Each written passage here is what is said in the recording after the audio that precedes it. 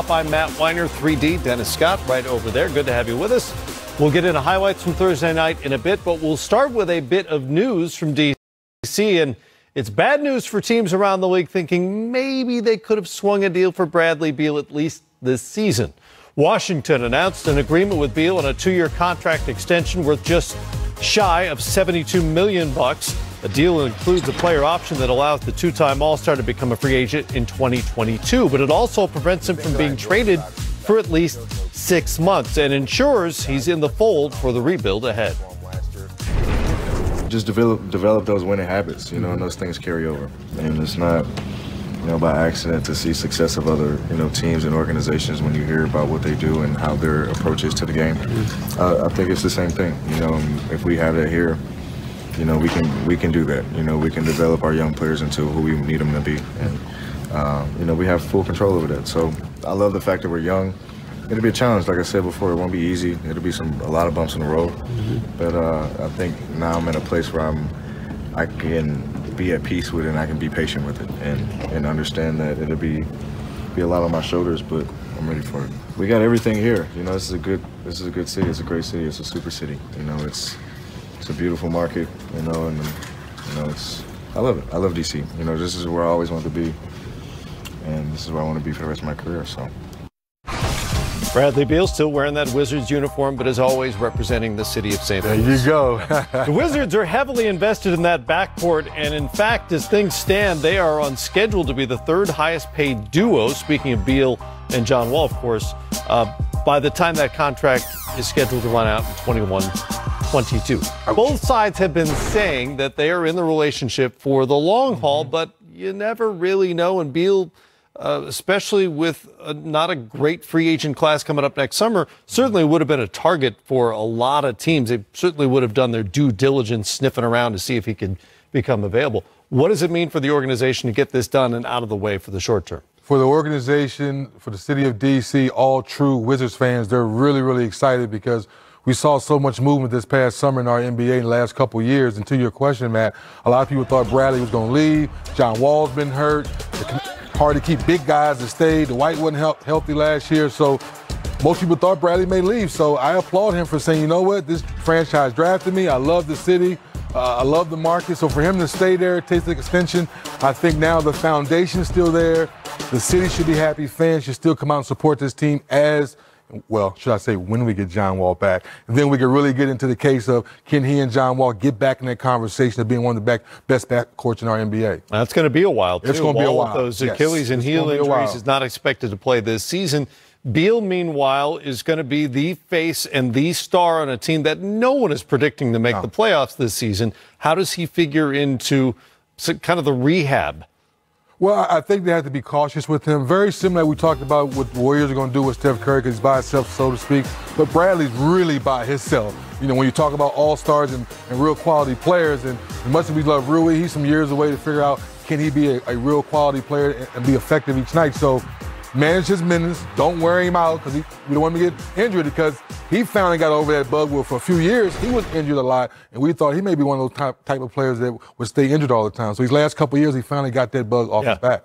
Well, again, he really only adds 1 year because of the player option, but it takes him off the market when the free agent or the trade deadline comes up in February. Something else to keep an eye on short term with the regular season coming on Tuesday. The Pelicans announced Zion Williamson has a sore right knee and will not make the trip for the Pels' final preseason game in New York on Friday. The top pick has played all 4 preseason games so far, averaging better than 23 per game.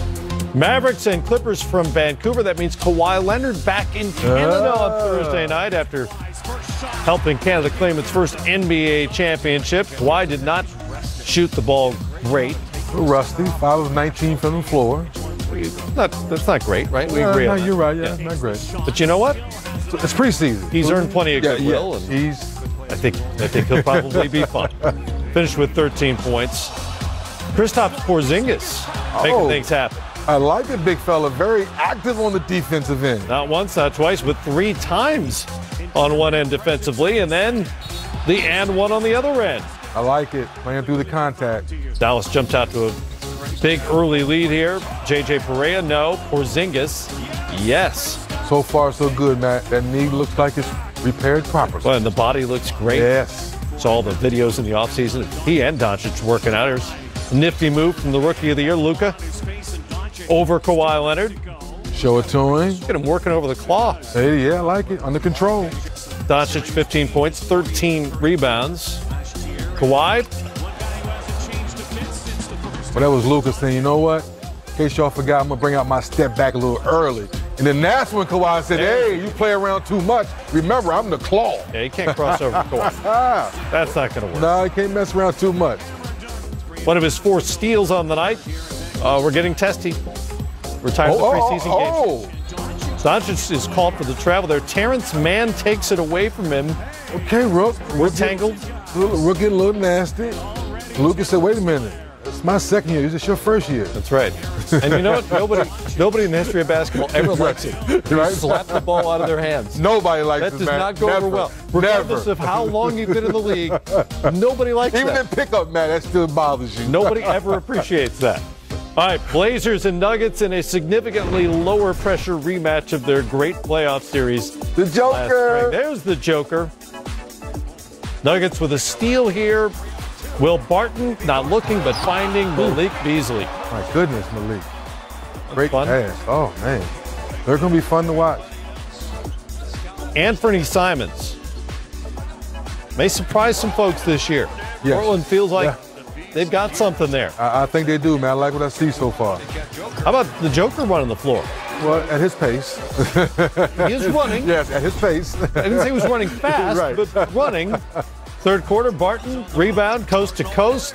Denver up by 7. Will to thrill. Simons. DeMario Hezonja, remember he landed in Portland. Hezonja had 18, by the way. Knocked down 3 of 4 from out there. Michael Porter Jr. Good to see him playing. Finds Jared Vanderbilt, and then Porter knocks down the jumper. He's out there. He's playing. It's happening. That was his lone bucket of the night, 1 of 5 for 5 points. And Denver gets the win, 110-104. All right, DZ.